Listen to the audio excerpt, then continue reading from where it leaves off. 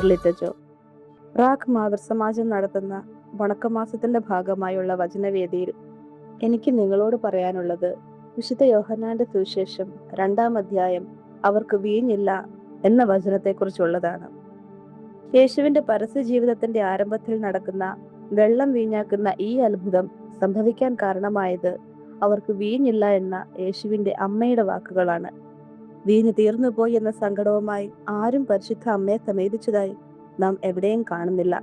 കാരണം ആ അമ്മയുടെ മകന്റെ അത്ഭുത പ്രവർത്തനങ്ങളെക്കുറിച്ച് ലോകത്തിനപ്പോൾ അറിവുണ്ടായിരുന്നില്ല.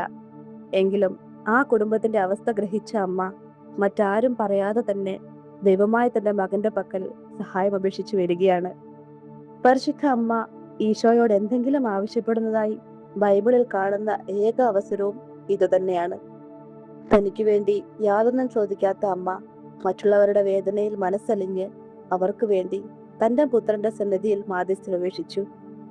അത്ഭുതങ്ങളിലൂടെ സ്വയം ലോകത്തിന് മുന്നിൽ വെളിപ്പെടുത്തേണ്ട സമയം ഇല്ലെന്നറിയാമായിരുന്നിട്ടും ഈശോയ്ക്ക് തന്റെ അമ്മയുടെ അപേക്ഷ നിരസിക്കാൻ സാധിച്ചില്ല.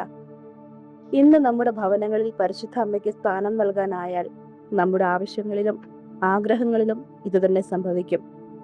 അവൻ നിങ്ങളോട് പറയുന്നത് ചെയ്യുവിൻ എന്ന് പരിചാരകരോട് പറഞ്ഞ വാക്കുകൾക്ക് ശേഷം പരിശുദ്ധ അമ്മ ബൈബിളിൽ വേറൊരു വാക്കുപോലും സംസാരിക്കുന്നില്ല. ഈ പരിചാരകരെ പോലെ പ്രാർത്ഥന കൊണ്ടും സഹായ സഹകരണങ്ങൾ കൊണ്ടും സഹായിക്കുക എന്നത് ഓരോ ക്രിസ്ത്യാനിയുടെയും കടമയാണ്.